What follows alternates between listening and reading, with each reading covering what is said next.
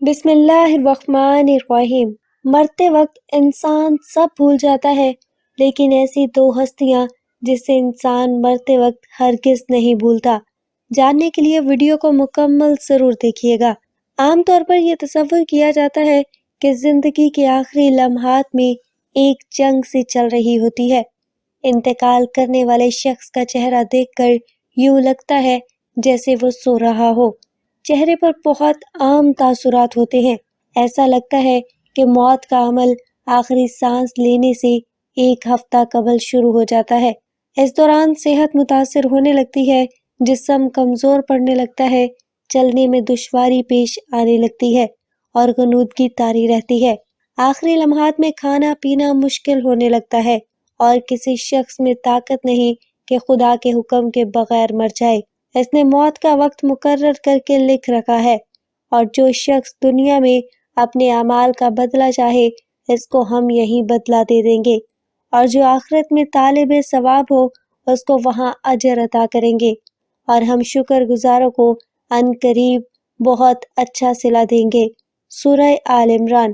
مرتے وقت انسان کے دل و دماغ سے ہر چیز نکل جاتی ہے، سب کچھ بھول جاتا ہے، اپنا مال، دولت، محل، عزیز و اقارب، رشتہ دار، سب کچھ بھول جاتا ہے۔ مگر مرتے وقت انسان دو لوگوں کو بہت زیادہ یاد کرتا ہے، دو لوگ ہرگز نہیں بھولتا۔ ان کو سامنے بٹھا کے چیخنے کی کوشش کرتا ہے، ان کے غم میں رونے کی کوشش کرتا ہے، مگر رو نہیں پاتا۔ حضرت مولانا جلال الدین رومی رحمۃ اللہ علیہ فرماتے ہیں، میرے محلے میں ایک شخص زندگی موت کی جنگ لڑ رہا تھا، مرنے والا تھا، موت کے بالکل قریب تھا۔ لوگ میرے پاس آئے، بولے حضرت ہمارا ایک شخص مرنے والا ہے، آپ آئیں انہیں کلمہ پڑھنے کی تلقین کریں، قرآن پڑھنے کی تلقین کریں۔ حضرت مولانا جلال الدین رومی رحمۃ اللہ علیہ فرماتے ہیں، میں اس مرنے والے کے پاس پہنچ گیا، اس کے قریب بیٹھ گیا، آس پاس اس کے دوست، رشتہ دار، عزیز و اقارب بیٹھے ہوئے تھے۔ اب اس مرنے والے کی آنکھیں چھت پہ لگی ہوئی، کچھ سوچ رہا ہے۔ اللہ نے اسے بولنے کی توفیق دی، وہ رو کر کہنے لگا، میرے بچے کہاں ہیں؟ اس کو نہ کمایا ہوا مال یاد آیا، نہ دولت یاد آئی، نہ عزیز و اقارب، یہاں تک کہ اسے ماں باپ بھی یاد نہیں تھے۔ بس وہ کہتا ہے، میرے بچے کہاں ہیں؟ بچے دوڑ کر آئے، ساتھ میں بیٹھ گئے۔ پھر کہتا ہے، میری بیوی کہاں ہے؟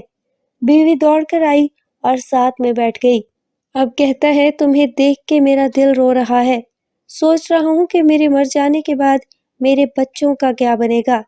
انسان جب مرتے وقت بچوں کو دیکھتا ہے، اللہ تعالیٰ جب اسے دیکھنے کی توفیق دیتا ہے، ہمت دیتا ہے، جب آخری بار بچوں کو دیکھتا ہے تو وہ یہ بھول جاتا ہے کہ میں مرنے کے بعد میرا کیا بنے گا۔ یہ سوچتا ہے کہ میرے مرنے کے بعد میری اولاد کا کیا بنے گا، میرے مرنے کے بعد پتہ نہیں میرے ان بچوں کا میری طرح کوئی خیال رکھے گا یا نہیں۔ اس کی آنکھیں رو رہی ہیں۔ بیوی کو نصیحت کرنے لگا، میں تو دنیا چھوڑ کے جا رہا ہوں، مجھ پر ایک احسان کیجیے گا کہ میرے ان بچوں کو قرآن مجید کی تعلیم لازمی دیجیے گا۔ ان کے منہ سے نکلا، اللہ کا نام میری قبر کو روشن کر دے گا، مجھے جہنم کی آگ سے، اللہ کے عذاب سے دور کر دے گا۔ ان کو دین کی تعلیم دینا۔ ایک واقعہ ملاحظہ فرمائیں۔ حضرت سیدنا موسیٰ علیہ السلام کا ایک قبرستان سے گزر ہوا، آپ علیہ السلام نے دیکھا قبرستان کی ایک قبر کے اندر مردے کو دردناک عذاب دیا جا رہا ہے۔ مردہ عذاب میں مبتلا ہے، اس کی قبر جہنم کے گڑھوں میں سے گڑھا بنی ہوئی ہے، مردہ عذاب میں مبتلا ہے، چیخ و پکار کر رہا ہے۔ حضرت سیدنا موسیٰ علیہ السلام آگے چلے گئے۔ کام کرنے کے بعد واپسی جب اسی راستے سے گزر ہوا، آپ نے دیکھا وہی جہنم میں جلنے والا شخص جس کی قبر میں عذاب دیا جا رہا تھا، اب وہ شخص جنت میں چہل رہا ہے، اس کی قبر جنت کا باغ بنی ہوئی ہے۔ آپ علیہ السلام نے دونوں ہاتھ اٹھائے، عرض کی، میرے مالک، تھوڑی دیر پہلے میں یہاں سے گزرا تھا، یہی قبر جہنم کے گڑھوں میں سے گڑھا بنی ہوئی تھی، تھوڑی دیر بعد یہ جنت کے باغوں میں سے ایک باغ کیسے بن گئی؟ اللہ نے فرمایا، موسیٰ، یہ شخص جب مرا تھا مرنے سے پہلے اپنی بیوی کو حاملہ چھوڑ کے مرا تھا۔ بیوی کا ایک بیٹا پیدا ہوا، بچہ آج چھوٹا، کل بڑا، تھوڑا سا بڑا ہوا تو اس کی بیوی بچے کو مسجد میں بھیجا۔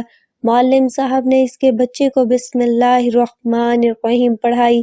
جب اس کے بچے نے بسم اللہ پڑھی تو موسیٰ مجھے حیا آئی کہ اس کا بچہ میرا نام لے اور میں اپنا نام لینے والے بچے کے باپ کو جہنم میں ڈالوں، یہ میری رحمت گوارا نہیں کرتی۔ اس لیے ہمیں چاہیے کہ اپنے بچوں کو قرآن مجید کی تعلیم دے۔ اگر تم چاہتے ہو کہ تمہاری قبریں روشن ہو، عذاب تمہارے بالکل قریب نہ آئے، تو اپنے بچوں کو قرآن مجید کی تعلیم دینا۔